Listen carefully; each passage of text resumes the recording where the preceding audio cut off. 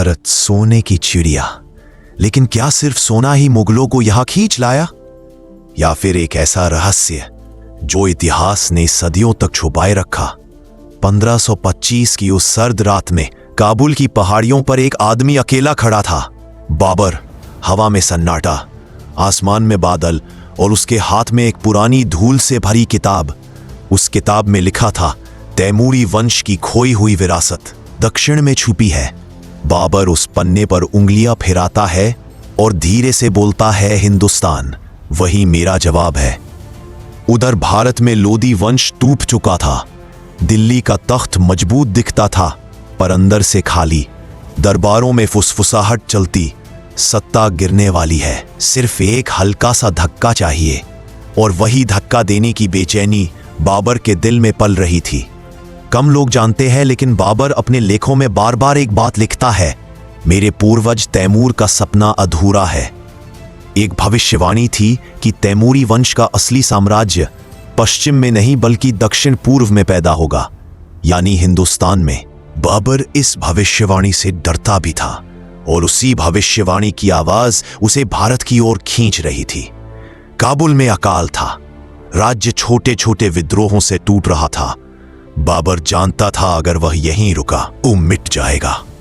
भारत उसके लिए सिर्फ एक सपना नहीं, जीवित रहने की आखिरी उम्मीद बन चुका था। लेकिन असली वजह इससे भी गहरी थी। कुछ दस्तावेज कहते हैं मुगलों को भारत खींचने वाली असली शक्ति यहां की दौलत नहीं थी, बल्कि एक रहस्यमय प्रतीक था जिसे पूर्व का मुकुट कहा जाता था। एक ऐसा मुकुट जिसे तैमूर खोज न सका, और जिसे पाने के लिए बाबर ने दुनिया का रुख बदल दिया। 1398 में तैमूर दिल्ली आया।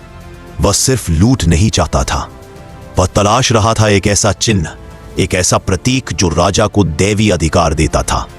पर वह खाली हाथ लौट गया, और उसने लिखा, मेरे बाद कोई आएगा और ये विरासत पूरी करेगा। बाबर वही विरासत पूरी करने आया था। 1526 पानीपत। धूल उड़ती है, हवा में तनाव है। एक तरफ विशाल सेना, इब्राहिम लोदी, दूसरी तरफ बाबर, संख्या में कम लेकिन इरादों में आग। जंग शुरू होती है और मैदान में अफवाह फैलती है, बाबर के साथ अदृश्य ताकत है, कोई उसे तख्त वापस देने का वादा कर चुका है। कौन था वो, क्यों आया था, यह आज भी इतिहास का सबसे बड़ा रहस्य है। जंग जीतने के बाद बाबर दिल्ली के तख्त के सामने खड़ा होता है। वह तख्त को छूकर कहता है, यही वह चीज है जिसे मेरे पूर्वज हासिल नहीं कर सके। लेकिन जल्द ही उसे एहसास होता है, भारत सिर्फ जीतने की जगह नहीं, समझने की जमीन है। और फिर शुरू होता है एक ऐसा साम्राज्य जो 300 साल तक हिंदुस्तान की धड़कन बना रहा। इतिहास कहता है मुगल धन के लिए आए, लेकिन असली सच परत दर परत खुलता है।